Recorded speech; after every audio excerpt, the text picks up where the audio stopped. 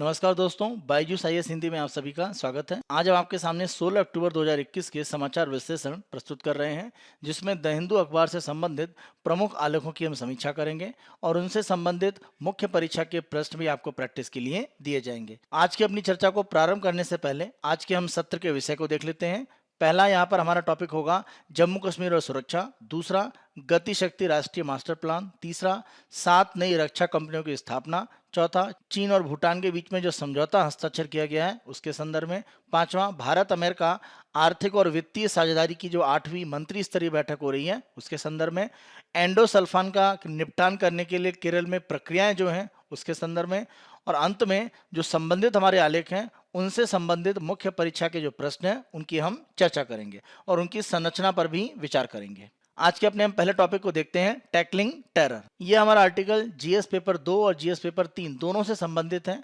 क्योंकि यह पॉलिटी और साथ साथ हमारी सुरक्षा के संबंध में एक तरह से यहाँ पर संदर्भित है। इस आलेख में प्रमुख रूप से जम्मू कश्मीर में सुरक्षा की स्थिति में जो परिवर्तन हुआ है उसको लेकर एक तरह से विचार किया गया है। पिछले अगर हम कुछ समय से देखें तो जम्मू कश्मीर में कुछ विशेष समुदाय के लोगों को टारगेट करके उनकी हत्याएं की गई हैं। इसके माध्यम से समुदायों के बीच में आपसी जो शांति और एक तरह से सद्भाव की भावना है उसको बिगाड़ने का प्रयास किया गया और इसके आधार पर वहां पर सुरक्षा की जो स्थिति है उसको कमजोर करने का एक प्रयास किया गया। इसमें अगर हम देखें तो प्रमुख रूप से जो बड़े आतंकवादी संगठन हैं उनकी तरफ से कोई ऐसी घोषणाएं नहीं है, लेकिन कुछ नए प्रकार के ऐसे संगठन या दूसरे आतंकवादी संगठनों के जो छिपे हुए रूप हैं उनके द्वारा इस तरह की कार्रवाई की गई है। तो इसको जम्मू कश्मीर में किस तरह से देखा जाए और कैसे इसका हल किया जाए जिससे कि वहां पर शांति व्यवस्था की जो स्थिति है उसको लेकर कोई बड़े परिवर्तन न हो। वर्तमान की जो घटनाएं हैं वो वहां पर अल्पसंख्यक समुदाय को प्रमुख रूप से लक्षित करके की गई हैं और ये समुदायों के बीच में जो आपसी एक विश्वास है उसको कमजोर करने का एक प्रयास है। क्योंकि अगर हम पिछले 5 वर्षों में देखें तो कश्मीर में घाटी में प्रमुख रूप से जो हिंसक घटनाएं हैं उनमें काफी कमी आई है। तो ये एक प्रयास है कि जो शांति की स्थिति है उसको कमजोर किया जाए। जब भी इस तरह की घटना होती है जिसके माध्यम से एक विशेष समुदाय के बीच में विश्वास की भावना कम करने का प्रयास किया जाता है तो ये शांति को दीर्घकालीन रूप में किसी भी जगह पर स्थापित करने के एक विरोध में प्रयास हो सकता है। और यही स्थिति अगर हम देखें तो जम्मू कश्मीर में भी बन रही है। यहाँ पर अगर हम देखें तो एक संगठन का नाम सामने आ रहा है, द रेजिस्टेंस फ्रंट, और माना जा रहा है कि ये एलईटी यानी लश्कर तैयबा का एक तरह से छद्म संगठन है, यानी उसी का एक शैडो या उसकी छाया संगठन के रूप में कार्य करता है जिसके द्वारा एक तरह से इन हत्याओं की जिम्मेदारी ली गई है। तो यहाँ पर प्रयास ये है कि जो प्रमुख आतंकवादी संगठन जिनके खिलाफ सुरक्षा बल लगातार कार्रवाई करते रहे हैं और काफी सफल रहे हैं और आतंकवाद की लगभग कमर तोड़ दी गई जम्मू कश्मीर में, उस स्थिति को दोबारा कुछ नए संगठनों के माध्यम से इस तरह की हत्याओं के द्वारा प्रयास किया जा रहा है कि आगे बढ़ाया जाए, जिससे कि वहां पर शांति की स्थिति में कुछ नकारात्मक परिवर्तन हो और हिंसा को पुनः वहां पर मजबूत करने का प्रयास किया जा रहा है। और इसके लिए जो प्रमुख आधार बनाया जा रहा है वो समुदायों के बीच में जो विश्वास की भावना है उसको कहीं ना कहीं कम करने का एक प्रयास है। तो अगर ऐसी स्थिति जम्मू कश्मीर में बन रही है तो वहां पर हल करने के लिए क्या प्रयास हो सकते हैं? क्योंकि जब भी इस तरह की स्थिति आती है जहां पर समुदायों के बीच में एक अविश्वास की भावना किसी भी घटना के माध्यम से बढ़ाने का प्रयास होता है तो उसके लिए जो भी प्रयास हो सकते हैं वो भी कुछ अलग प्रकार के होते हैं। क्योंकि अगर किसी तरह की ऐसी घटना है जिसमें सुरक्षा बल कार्रवाई करके प्रमुख रूप से काम कर सकते हैं तो वो वर्तमान में स्थिति उतनी नहीं दिख रही है। क्योंकि जिस तरह से हत्याएं की गई हैं, प्रयास यह है कि विशेष समुदायों के बीच में डर की भावनाएं बढ़ाई जाएं। और ये देखा गया है कि जिन समुदायों के व्यक्तियों की हत्या हुई है उनमें से काफी व्यक्तियों ने अपने आप को जो भी दफ्तरों में या ऑफिस में कहीं पर भी कार्य कर रहे हैं तो वहां से वो अनुपस्थित हैं या उन्होंने छुट्टी ली हुई है। तो ये स्थिति दिखाती है कि जिस प्रयास में ये कार्रवाई की गई है ऐसा ना हो कि इसको ज्यादा सफलता मिले, उसके पहले ही इसको रोकने का प्रयास करना होगा। और प्रमुख रूप से अगर हम प्रयास की बात करें तो यहाँ पर जो अल्पसंख्यक समुदाय हैं उनको एक तरह से सुरक्षा की जो स्थिति है वो मजबूत करनी पड़ेगी। और इसके लिए जहां तक हम सुरक्षा बल की बात करें उनसे ज्यादा जो महत्व है वो वहां पर जो भी राजनीतिक एक तरह से शक्तियां हैं जो अलग अलग राजनीतिक दल के रूप में है या गैर राजनीतिक जो संगठन है जो वहां पर प्रभाव रखते हैं उनका महत्व बढ़ जाता है। इसी के साथ साथ सबसे महत्वपूर्ण जो भूमिका है वो नागरिक समाज की है, क्योंकि जब समुदायों के बीच में किसी भी तरह का अविश्वास बढ़ता है तो इस तरह के जो नागरिक समाज के व्यक्ति होते हैं वो प्रमुख रूप से साथ अगर आते हैं तो अविश्वास की भावना विश्वास की भावना में बदलती है। और जम्मू कश्मीर में इस तरह की स्थिति देखी गई है। जम्मू कश्मीर में जिन लोगों की हत्याएं हुई हैं उनके परिवार के साथ में एक संवेदना व्यक्त की गई है, जो भी नागरिक समाज है जम्मू कश्मीर में। तो ये स्थिति दिखा रही है कि अविश्वास की भावना को कमजोर करने का ये जो प्रयास है वो बहुत सफल नहीं हो रहा है, क्योंकि नागरिक समाज और वहां के जो राजनीतिक दल हैं उन्होंने इसका विरोध किया है। नागरिक समाज की मजबूत जो भूमिका है वो इस तरह के अविश्वास की भावना को बढ़ाने के जो प्रयास हैं, जो हत्याओं के माध्यम से किए गए हैं, उनको कहीं ना कहीं एक तरह से रोकेगा। और इसका एक प्रमाण ये भी देखें कि श्रीनगर में कुछ मस्जिदों के माध्यम से इस तरह की अपील भी की गई है कि वो लोग पीड़ितों के साथ एकजुट हैं। और खास तौर पर अगर हम कश्मीरी पंडितों की बात करें जो 1990 के दशक में आतंकवाद के प्रभाव में बड़े पैमाने पर उन्होंने घाटी से पलायन किया, वो स्थिति ना आ पाए इसके लिए उन्होंने जनता से अनुरोध किया है। तो इस तरह की जो स्थिति है ये एक सकारात्मक स्थिति दिखा रही है। जो अविश्वास की भावना बढ़ाने का प्रयास है आतंकवादियों के द्वारा उसको लगभग विफल कर रही है। इस तरह की जो स्थितियां उनको और समर्थन मिलना चाहिए और सरकार की तरफ से भी प्रयास होने चाहिए कि जो नागरिक समुदाय है वो प्रमुख रूप से आगे आकर इस तरह की स्थितियों पर बात करें और जो भी एक तरह से अल्पसंख्यक समुदाय है वहां पर उनके साथ बैठकर विश्वास की जो भावना है उसे बढ़ाने का प्रयास किया जाए। केंद्र सरकार को कोशिश करनी होगी कि जम्मू कश्मीर में सुधार को लेकर जो प्रक्रियाएं चल रही हैं उनमें बाधा ना पड़े। अगर हम प्रमुख रूप से देखें तो जो राजनीतिक संवाद की स्थिति कुछ प्रमुख रूप में केंद्र सरकार ने शुरू करी थी उसको और नवीनीकृत करके बढ़ाने का प्रयास करना चाहिए। आप ध्यान रखें जम्मू कश्मीर को केंद्र शासित प्रदेश का दर्जा प्राप्त है और वहां पर विधानसभा की भी एक तरह से स्थिति है। ये जो विधानसभा की स्थिति इसको मजबूत करने का प्रयास करना चाहिए और जल्द राजनीतिक प्रक्रिया को तेजी से शुरू किया जाए। इसी के साथ साथ आप देखें कि जो राजनीतिक और प्रेस की स्वतंत्रता है उसको पूर्ण रूप से वहां पर बहाल किया जाए, क्योंकि अगर ऐसी स्थिति होती है तो जनता का जो विश्वास है वो सरकार में बढ़ेगा और ये स्थिति आतंकवादियों के द्वारा एक तरह से जो कार्रवाई की जा रही है यहाँ पर लोगों की हत्याओं के माध्यम से अविश्वास फैलाने की उसको विफल करने में एक प्रमुख रूप से सहयोग बनाएगी। यहाँ पर जो प्रमुख रूप से जिम्मेदारी है वो सरकार के ऊपर और नागरिक समाज के ऊपर है कि उनके द्वारा अगर मिलकर सहयोगी भावना के साथ काम किया जाएगा तो वर्तमान स्थितियां जो बन रही हैं उनको एक तरह से पीछे हटाकर जम्मू कश्मीर में शांति स्थापना की जो स्थिति है उसको और मजबूत किया जाएगा और राजनीतिक प्रक्रिया की जो स्थिति चल रही है उसको तेजी से बढ़ाकर जो अविश्वास फैलाने का एक जो प्रयास किया जा रहा है उसको सरकार समाप्त कर सकती है। हम अपने दूसरे समाचार को देखते हैं, फास्ट फॉरवर्ड। तो यहां अगर हम देखें तो भारत सरकार के द्वारा गति शक्ति नेशनल मास्टर प्लान को प्रारंभ किया गया है। उसी संदर्भ में हम प्रमुख रूप से चर्चा करेंगे कि इस मास्टर प्लान को शुरू करने के उद्देश्य क्या हैं, इससे लाभ क्या होंगे। प्रधानमंत्री के द्वारा मल्टी मॉडल कनेक्टिविटी के लिए इस योजना को शुरू किया गया है जिसे पीएम गति शक्ति राष्ट्रीय मास्टर प्लान कहा जा रहा है। इस मास्टर प्लान के माध्यम से प्रमुख रूप से कोशिश ये है कि पिछले वर्ष जो आत्मनिर्भर भारत अभियान की बात की गई थी उस योजना को एक संकल्प के रूप में पूरा करने का प्रयास किया जा रहा है। जब हम मल्टी मोडल कनेक्टिविटी की बात करते हैं यहाँ पर हम परिवहन के अलग अलग जो प्रकार है उनकी अगर हम बात करें, चाहे सड़क मार्ग हो, रेल मार्ग हो, वायु मार्ग हो या अगर हम जल मार्ग की बात करें जिसमें समुद्री मार्ग और साथ साथ हमारे अंतरस्थलीय जल मार्ग, तो सभी जगह पर एक तरह से जो आपस में आवागमन है उनको एक दूसरे के साथ में जोड़ने की जो स्थितियां हैं तो उसके आधार पर आप देखें कि प्रमुख रूप से यह मास्टर प्लान भविष्य में काम करेगा। और इस मास्टर प्लान को प्रमुख रूप से अवसंरचना या जो हमारा आधारभूत ढांचा है, इंफ्रास्ट्रक्चर, उसको मजबूती प्रदान करने के लिए प्रारंभ किया गया है। इस मास्टर प्लान के माध्यम से कोशिश ये है कि अर्थव्यवस्था में जो भी हम प्रगति कर रहे हैं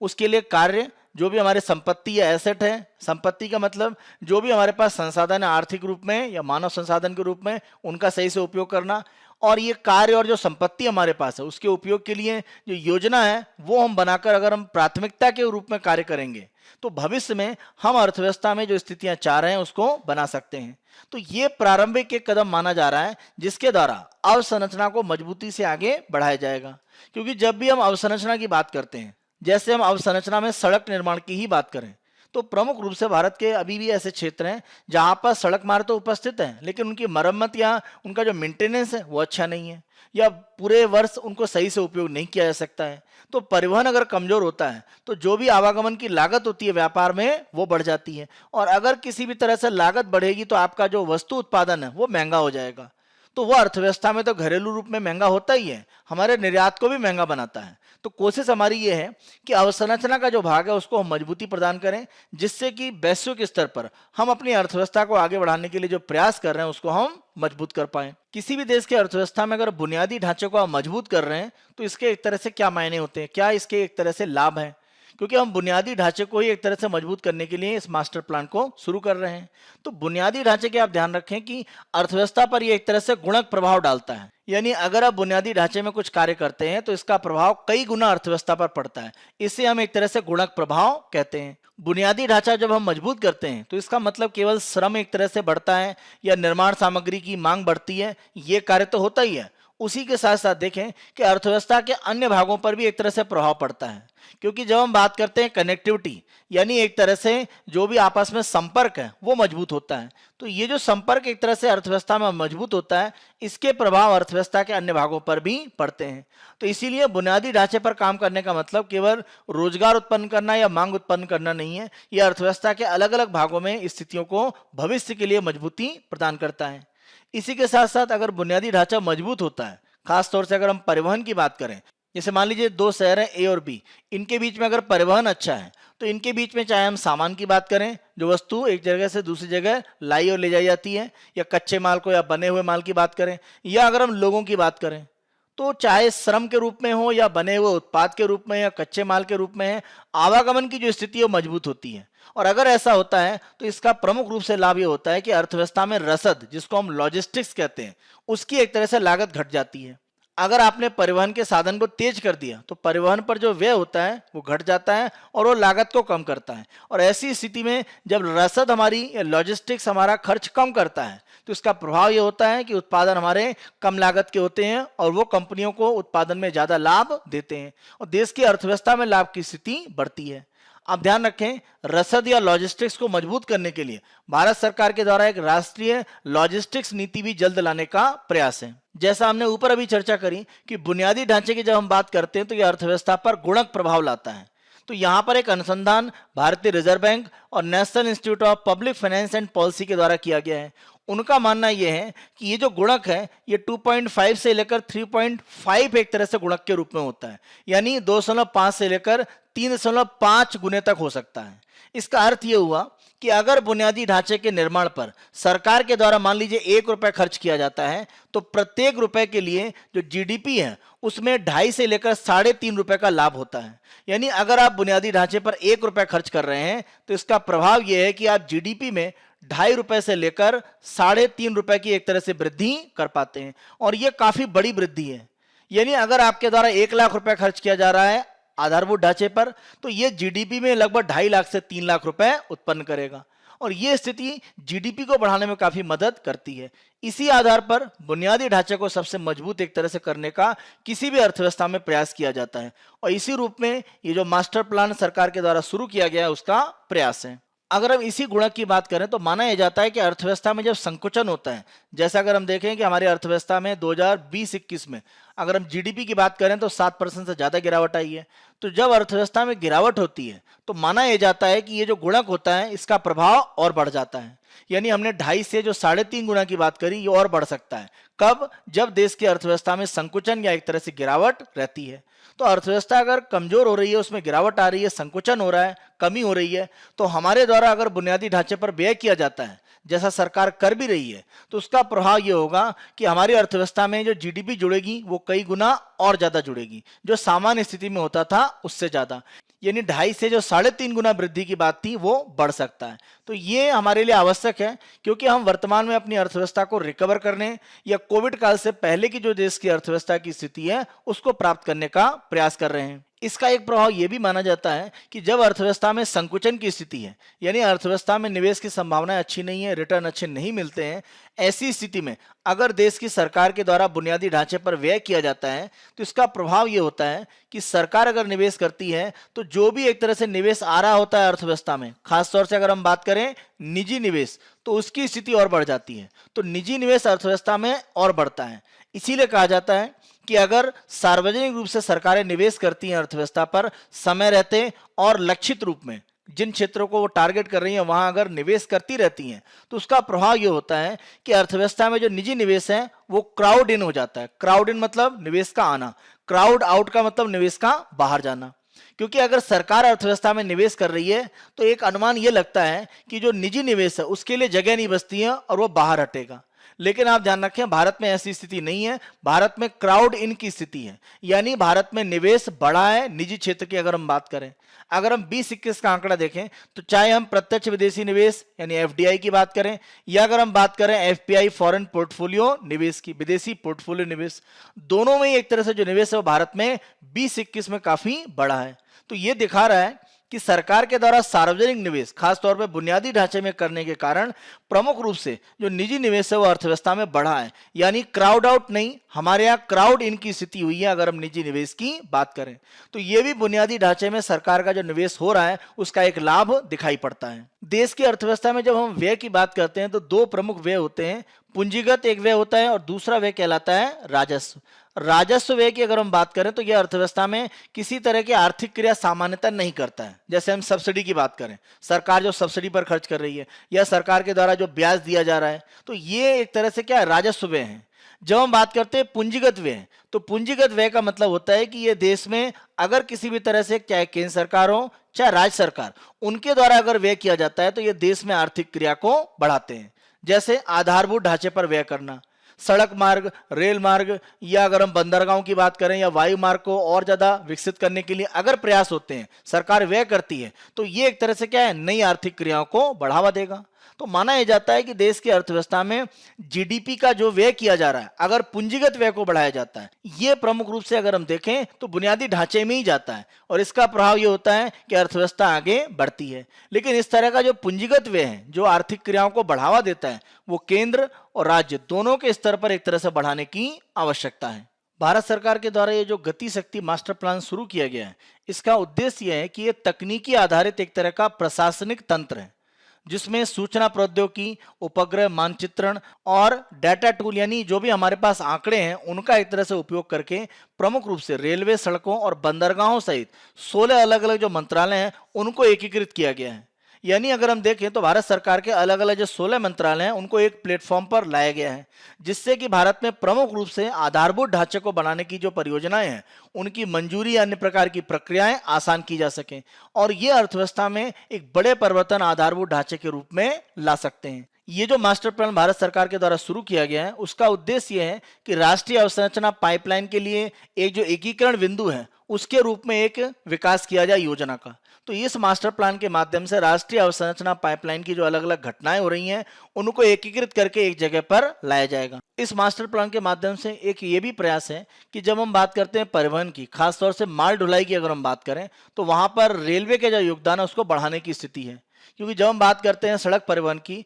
तो वहां पर एक तरह से जो भी व्यय है वो काफी ज्यादा है और वो एक तरह से प्रदूषण भी फैलाता है। तो अगर हम रेलवे के परिवहन पर जाते हैं, जो भी हमारे यहाँ माल ढुलाई हो रही है, तो माना जा रहा है कि लागत भी घटेगी और पर्यावरण को जो नुकसान होने की स्थिति है वो भी कमजोर होगी। रेल और रोड को एक तरह से मिलाकर, यानी सड़क और रेल मार्गों को एक तरह से आपस में एक मल्टी मॉडल कनेक्टिविटी में अगर जोड़ा जाए तो ये भी एक तरह से माल ढुलाई की जो स्थिति है उसको रेलवे में और ज्यादा मजबूत करके अर्थव्यवस्था में स्थितियां अनुकूल करेगा। रेल परिवहन का जितना अधिक उपयोग होगा लागत घटेगी और लॉजिस्टिक्स, यानी जब हम बात करते हैं कि वस्तुओं के आवागमन की स्थिति या वस्तुओं के भंडारण की स्थिति, ये सारा आपका रसद या लॉजिस्टिक्स कहलाता है। तो लॉजिस्टिक्स में हमारा जो खर्च होता है वो जीडीपी का हम चाहते हैं केवल लगभग 8%, और ये 14 से एक तरह से घटाकर 8% तक लाना एक तरह से प्रमुख प्रयास है। आप ध्यान रखें, लॉजिस्टिक्स पर आप जितना कम से कम व्यय करेंगे एक तरह से कंपनियों का, अर्थव्यवस्था का लाभ उतना ही ज्यादा होगा। तो लॉजिस्टिक्स में एक तरह से जो जीडीपी का हिस्सा जा रहा था लगभग 14%, अगर हम 2014 की बात करें, उसको घटाकर 8% लाने का एक प्रयास है। और इसमें रेलवे के द्वारा अन्य जो भी परिवहन के साधन है उनको आपस में जोड़ने की जो स्थितियां हैं अगर वो बढ़ती हैं तो ये एक तरह से सकारात्मक प्रयास माना जाएगा। अगर हम रेल परिवहन को इतना ज्यादा महत्व दे रहे हैं तो इसका बड़ा कारण यह है कि जैसा हमने अभी चर्चा भी किया कि जलवायु परिवर्तन को लेकर जो हमारी प्रतिबद्धताएं हैं उनको हमें पूरा करना है और हम जब सड़क परिवहन की बात करते हैं तो वहां पर डीजल का प्रमुख रूप से उपयोग हो रहा है, जबकि रेल परिवहन में अगर हम देखें तो प्रमुख रूप से विद्युत का उपयोग बड़े पैमाने पर हो रहा है। कुछ मात्रा में अभी भी डीजल का एक तरह से उपयोग है, लेकिन उसको धीरे धीरे समाप्त किया जाएगा। तो इस आधार पर आप देखें कि रेलवे में बिजली के आधार पर प्रमुख रूप से एक तरह से परिवहन की सुविधाएं होंगी। तो ये जलवायु परिवर्तन में हम जो काम कर रहे हैं उसमें हमें एक तरह से सकारात्मक रूप में मदद करेगा। और इसी के साथ साथ डीजल पर जो भी अलग अलग टैक्स लगते हैं और डीजल पर जो लागत आती है वो एक तरह से इनपुट लागत के रूप में होती है, वो कम हो जाएगी अगर ये खर्चा हटाया जाएगा। और सड़क पर जो भी एक तरह से माल वहन होता है, जो भी माल ढुलाई होती है, अगर उसको रेलवे के रूप में लाया जाता है या रेलवे का उपयोग करके माल वहन किया जाता है, माल ढुलाई की जाती है, ये लागत को तो कम करेगा ही, उसी के साथ साथ वायुमंडल में हानिकारक गैसों का जो उत्सर्जन हो रहा है उसको भी कम करने की स्थिति को बनाएगा। बंदरगाहों में जो संचालन की स्थिति है उसको सरकार मजबूत करेगी। और कार्गो हैंडल करना, जो भी एक तरह से आयात निर्यात के लिए जो कार्गो शिप आ रहे होते हैं उनमें जो कंटेनर्स हैं उनको सही रूप में व्यवस्थित करना और क्षमता को बढ़ाना, अगर ऐसा हो पाएगा तो भारत में जो जल परिवहन है वो एक तरह से और ज्यादा मजबूत होगा। अगर भारत में बंदरगाह के संचालन की स्थिति मजबूत की जाती है तो जो भी आपके जलयान है उनका जो टर्न अराउंड टाइम है वो कम होगा। भारत पर लंगर डालना, यहां से सामान की ढुलाई करके बाहर ले जाना, तो ये जो समय होता है उसमें गिरावट आएगी और ये भारत में एक तरह से जो हमारा अंतर्राष्ट्रीय व्यापार है उसको और ज्यादा मजबूती देगा और लागत में कमी लाएगा। ऊपर की जो भी गतिविधियां हम बात कर रहे हैं करने के लिए, वहां पर हम देखें तो प्रमुख रूप से इस योजना के एक प्रमुख भाग के रूप में राज्यों का बहुत महत्वपूर्ण योगदान है। जहां पर बंदरगाहों को आपस में जोड़ने की स्थिति है, या राजमार्ग की बात करें या रेलवे या औद्योगिक समूहों की बात करें या औद्योगिक गलियारे बनाने की बात करें, इन सब के लिए प्रमुख आवश्यकता किसकी है? भूमि की। और यहां पर राजनीतिक सहमति बनाकर और राज्यों की सक्रिय भागीदारी के माध्यम से सही रूप में कार्य किया जा सकता है। राज्यों की भागीदारी इस पूरी स्थिति के लिए अत्यंत आवश्यक है। अगर हम 2020-21 के आर्थिक सर्वेक्षण की बात करें तो उसमें भी कहा गया है कि बुनियादी ढांचे के निर्माण के लिए सक्रिय रूप से केंद्र और राज्य सरकार की जो भागीदारी है वो आवश्यक है। खासतौर पर अगर हम वित्तीय वर्ष 20-21 की बात करें या वित्तीय वर्ष 2021-22 की बात करें तो वो चाहे ऊर्जा क्षेत्र हो, सड़क मार्ग हो, शहरी बुनियादी ढांचे की बात हो या रेलवे, इन सब में जो भी राष्ट्रीय अवसंरचना पाइपलाइन का एक योगदान होगा वहां पर अधिकतम निवेश की एक तरह से स्थिति मानी जा रही है इन क्षेत्रों में। तो ये क्षेत्र सबसे ज्यादा एक तरह से निवेश प्रमुख रूप से प्राप्त करेंगे जब हम राष्ट्रीय अवसंरचना पाइपलाइन की बात करें। यहां पर निजी क्षेत्र से माना जा रहा है कि प्रति वर्ष लगभग 4.5 लाख करोड़ रुपए का निवेश प्राप्त होगा, जबकि केंद्र सरकार और राज्य सरकार की अगर हम बात करें तो वो वार्षिक रूप में 8.5 लाख करोड़ रुपए का निवेश प्रदान करेंगे। ऐसी स्थिति में केंद्र और राज्य के बीच में जो भागीदारी है वो महत्वपूर्ण रूप में कार्य करेगी और बिना इसके इस योजना को सही रूप में लागू करना संभव नहीं होगा। इस मास्टर प्लान के माध्यम से अगर हम देखें तो प्रमुख रूप से भौगोलिक सूचना प्रणाली हो, चाहे रिमोट सेंसिंग हो, इस तरह की नवीन प्रौद्योगिकियों का उपयोग किया जाएगा, जिससे प्रमुख रूप से यह देखा जा सकता है कि कोई भी अगर विवादास्पद योजना है तो वहां पर हम एक तरह से पहले निर्णय ले पाएंगे कि हम इसको कहां पर स्थापित कर रहे हैं, क्योंकि हमारे पास भौगोलिक सूचना प्रणाली और रिमोट सेंसिंग या दूर संवेदन जिसे हम कहते हैं उसके माध्यम से यह आंकड़ा होगा कि कोई भी जमीन का भाग है, अगर वहां पर मान लीजिए प्रदूषण की स्थिति बढ़ती है उसके उपयोग करने से तो उसका उपयोग नहीं किया जाएगा, या कोई ऐसी जमीन है जहां पर पहले ही एक तरह से उसमें कार्य करने की स्थितियां कमजोर है, उसमें गिरावट आई हुई है, जैसे मान लीजिए अगर कोई बंजर जमीन का भाग है तो हम ये आंकड़े एक तरह से सर्वेक्षण के माध्यम से प्राप्त कर पाएंगे। अगर बंजर जमीन है तो उसे आसानी से औद्योगिक गतिविधि में उपयोग किया जा सकता है। तो इस तरह की जो स्थितियां हैं वो इस मास्टर प्लान के माध्यम से प्रमुख रूप से की जाएंगी, जिससे भूमि अधिग्रहण की प्रक्रियाएं और औद्योगिक गतिविधियों के आगे बढ़ाने में जो विवादास्पद स्थितियां बनती हैं किसी भी उद्योग की स्थापना में वो न्यूनतम हो पाएंगी और ये स्थितियां देश को अर्थव्यवस्था के रूप में आगे बढ़ाने में मजबूती प्रदान करेंगी। हम अपनी अगली न्यूज को देखते हैं और ये न्यूज भारत में रक्षा के क्षेत्र में 7 जो प्रमुख कंपनियां स्थापित की गई हैं सार्वजनिक क्षेत्र की उसके संबंध में है और इसके माध्यम से भारत में प्रमुख रूप से अगर हम देखें तो रक्षा क्षेत्र को मजबूत करने का एक प्रयास किया गया है। तो प्रमुख रूप से आप देखें आत्मनिर्भर भारत अभियान में कहा गया था कि हम वैश्विक स्तर पर एक सैन्य शक्ति बनने का प्रयास करेंगे और आधुनिक स्वदेशी जो रक्षा उद्योग है उसको विकसित करेंगे। इसी पहल में अगर हम देखें तो भारत सरकार ने OFB यानी ऑर्डिनेंस फैक्ट्री बोर्ड, तो आयुधि निर्माण बोर्ड है, उसका विघटन करके 7 रक्षा क्षेत्र की नई इकाइयां, नए सार्वजनिक क्षेत्र की संस्थाएं डेवलप की हैं। ये जो 7 नई सार्वजनिक क्षेत्र की इकाइयां हैं उनकी अगर हम बात करें तो यहां पर munition India limited, armoured vehicle Nigam limited, advanced weapons and equipment India limited, troop comforts limited, Yatra India limited, India Optel limited और ग्लाइडर्स इंडिया लिमिटेड, यहाँ पर आप ध्यान रखें, ये जो 7 रक्षा क्षेत्र की नई इकाइयां बनाई गई हैं, ये 41 जो भी ऑर्डिनेंस फैक्ट्री बोर्ड की इकाइयां थी उनके स्थान पर बनाई गई हैं। तो उद्देश्य ये है कि भारत में एक तरह से जो रक्षा क्षेत्र है उसको एक तरह से और ज़्यादा व्यवस्थित करके वैश्विक स्तर पर भारत के रक्षा उद्योग का जो लाभ है उसको एक तरह से बढ़ाना। अगर हम यहाँ पर देखें तो पिछले 5 वर्ष के अगर आंकड़े देखें तो रक्षा के क्षेत्र में भारत का जो निर्यात है उसमें 325% की वृद्धि हुई है। यानी रक्षा क्षेत्र में भारत में जो उत्पादन हो रहा है उसमें निर्यात की अपार संभावनाएं हैं। और हमारी जो प्रतिस्पर्धी लागत है वो हमारी सबसे बड़ी ताकत है। यानी अन्य देश की तुलना में हमारे यहाँ जो उत्पादन की लागत है वो काफ़ी कम है। हमें प्रमुख रूप से अपनी गुणवत्ता और जो हमारी विश्वसनीयता है उसकी पहचान बनाकर अपने रक्षा उद्योग को वैश्विक स्तर पर स्थापित करना है। रक्षा मंत्रालय की तरफ से कहा गया है कि ऑर्डिनेंस फैक्ट्री बोर्ड की जो 41 फैक्ट्रियों की जगह पर ये 7 कंपनियां लाई गई हैं, इनका जो 65,000 करोड़ का एक तरह से कॉन्ट्रैक्ट है वो इनमें एक तरह से परिवर्तित करके इनको दे दिया जाएगा। इसी के साथ साथ ये भी कहा गया है कि वो कर्मचारी जो गैर उत्पादक इकाइयों में काम कर रहे हैं, यानी 41 में से ऐसी इकाइयां जहां पर उत्पादन अच्छा नहीं हो रहा था उनकी पहचान की जाएगी। उनमें काम करने वाले जो कर्मचारी हैं उनको विदेश सेवा की शर्तों के आधार पर शुरुआत के 2 साल के लिए स्थानांतरित किया जाएगा, ये जो 7 सरकारी कंपनियां नई बनाई गई हैं उनमें,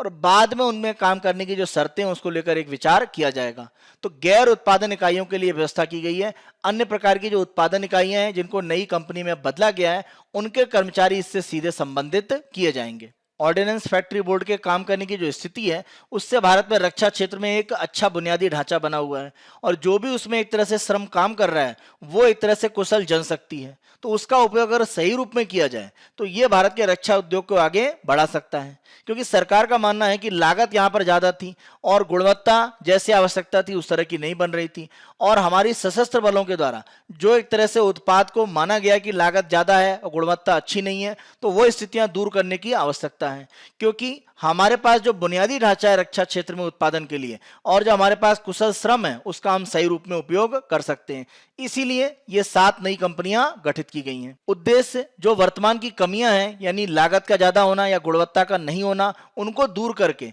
प्रमुख रूप से भारत के जो रक्षा उद्योग है उसको प्रतिस्पर्धी बनाना और निर्यात के बाजार में इसको मजबूती प्रदान करना, ये सरकार का इन 7 नई कंपनियों को बनाने का प्रमुख उद्देश्य माना जा रहा है। अगले हम आर्टिकल को देखते हैं, और यहाँ पर चीन और भूटान ने आपस में 3 अलग अलग चरण में काम करने के लिए एक यहाँ पर समझौते पर हस्ताक्षर किए हैं, और इसका उद्देश्य यह है कि दोनों देशों के बीच में जो भी सीमा विवाद की स्थिति है उसको एक तरह से हल किया जाए। आप ध्यान रखें, जब हम चीन और भूटान के बीच की बात करते हैं तो इनके बीच में प्रमुख रूप से 3 सीमा विवाद माने जाते हैं। पहला प्रमुख मुद्दा हम देखें तो डोकलाम का, जो 2017 में भारत और चीन के बीच में विवाद का एक प्रमुख केंद्र भी रहा था। इसी के साथ साथ जाकारलुंग और साथ साथ आपका पासामलुंग। लेकिन एक तीसरा मुद्दा अगर हम देखें तो पिछले साल ये उभरा जब हम बात करें साक्तेंग वाइल्ड लाइफ सेंचुरी की। तो ये जो वन्यजीव अभयारण्य साक्तेंग, इसकी अगर हम बात करें तो इसकी सीमा लगती है भारत के अरुणाचल प्रदेश से, और इसी कारण से हम देखें तो वर्तमान में चीन के द्वारा इस क्षेत्र पर भी एक तरह से विवाद की स्थिति बन रही है कि वो इस क्षेत्र पर भी कहीं ना कहीं सीमा विवाद मानता है भूटान के साथ। तो ये जो स्थितियां दिख रही हैं उसके आधार पर जो ये समझौता किया गया है उसमें चीन और भूटान किस तरह से आपस में सीमा विवाद को हल करते हैं ये भविष्य में देखने वाली बात है। क्योंकि प्रमुख रूप से ध्यान रखें कि यहाँ पर भूटान के साथ में भारत की एक तरह से जो प्रमुख रूप से जो रक्षा स्थिति है वो जुड़ती है, या हमारे जो सामरिक हित हैं वो भूटान के साथ, क्योंकि चीन की सीमा बनती है, वो जुड़े हैं। और हमारा जो उत्तरी पूर्वी भाग है भारत का वो प्रमुख रूप से यहाँ पर भूटान के साथ चीन के किसी भी तरह के जो समझौते हैं उसका एक प्रभाव दूरगामी रूप में पड़ेगा। क्योंकि डोकलाम के अगर हम मुद्दे पर देखें तो भारत ने इस क्षेत्र में अगर अपने आप को मजबूती से आगे बढ़ाया था और चीन को 2017 में वापस जाना पड़ा था, तो प्रमुख कारण यही था क्योंकि इसके माध्यम से भारत का जो उत्तरी पूर्वी क्षेत्र है उसकी सुरक्षा प्रमुख रूप से प्रभावित होती है। इस समझौते के माध्यम से 3 चरण में केवल बैठकों को लेकर समझौता हुआ है। ये बैठकें आगे चलकर जब समाप्त होंगी तब अंतिम रूप में यह स्पष्ट होगा कि सीमा विवाद चीन और भूटान के बीच में किस तरह से हल किया जा रहा है और किन किन क्षेत्रों पर काम हो रहा है। तो ये भारत के लिए आने वाले समय में एक तरह से देखने वाली स्थिति होगी कि यहाँ पर यह समझौता किस तरह से लागू होता है। आप ध्यान रखें कि भारत और चीन के बीच में अगर हम देखें तो लद्दाख के क्षेत्र पर अभी भी एक विवाद की स्थिति बनी हुई है। तो इसी कारण से इस तरह का जो समझौता भूटान और चीन के बीच में हुआ है ये भारत की इस क्षेत्र में जो सामरिक स्थिति है उसको लेकर एक तरह से चिंताएं बढ़ा सकता है। ये भविष्य में जो ये समझौता हुआ है उसके परिणाम क्या निकलते हैं उसके आधार पर निर्णय हो पाएगा। हम अपनी अगली न्यूज को देखते हैं, और यहाँ पर भारत और अमेरिका के बीच में एक मंत्री स्तरीय बैठक प्रारंभ हुई है, और ये बैठक भारत अमेरिका आर्थिक और वित्तीय साझेदारी की 8वीं मंत्री स्तरीय बैठक है। और पहली बार इस बैठक में अगर हम देखें तो जलवायु वित्त यानी जलवायु परिवर्तन को लेकर जो स्थितियां हैं उनको हल करने के लिए कैसे वित्तीय साधन जुटाएं, उसके संबंध में इस बैठक में चर्चा की गई है।